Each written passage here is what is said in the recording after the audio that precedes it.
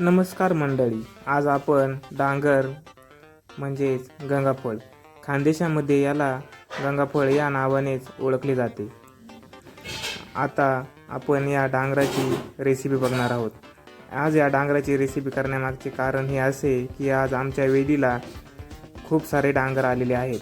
त्यामध्ये हा डांगर मला पिकलेला दिसला म्हणून मी पटकन याला तोडला. म्हणून आज या डांगरची रेसिपी आहे.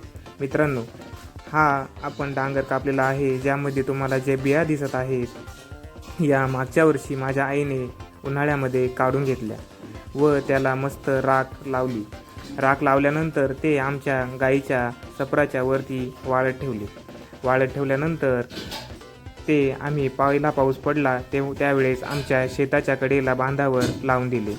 त्यानंतर काही दिवसांनी तुम्ही बघू शकता मित्रांनो, हे असे ऑर्गॅनिक पद्धतीचे व शेणखत गोमूत्र घातलेले, कुठलेही रासायनिक फवारे औषध न मारलेले डांगर आहे.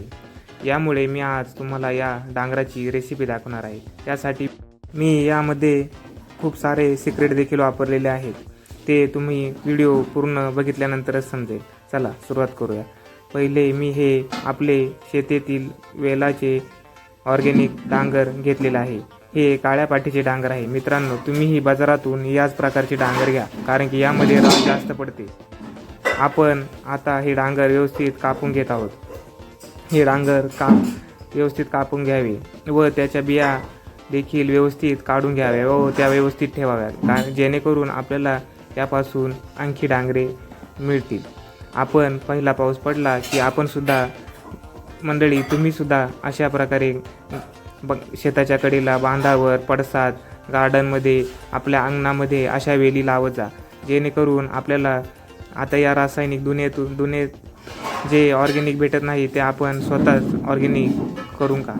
आता डांगर हे व्यवस्थित बारीक कापल्यानंतर आपण त्याला जास्त वेगवेगळ्या प्रकारचे मसाले न वापरता आपल्या घरातीलच लाल तिखट, हळद, मोहरी, जिरं आणि ओवा घालून त्याला तयार करणार आहोत. यामध्ये मी थोडासा गुळाचाही वापर केलेला आहे.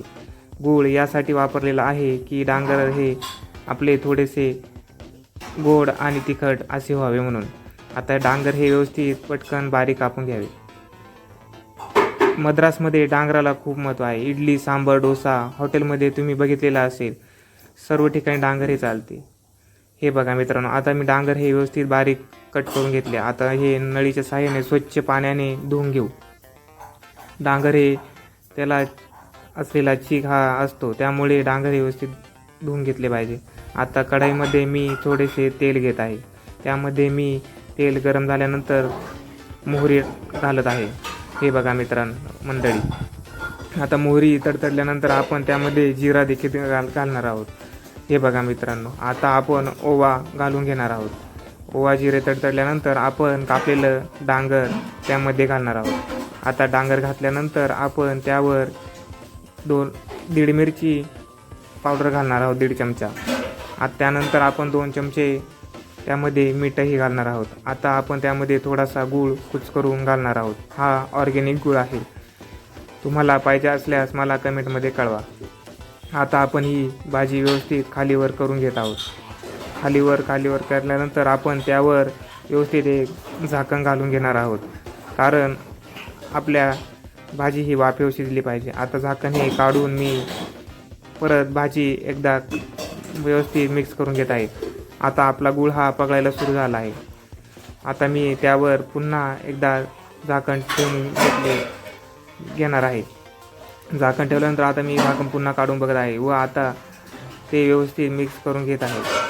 आता मी एक फोड ही दाबून बघितली तर आपले डांगर हे शिजलेले आहे. हे बघा मित्रांनो, किती व्यवस्थित शिजले आहे.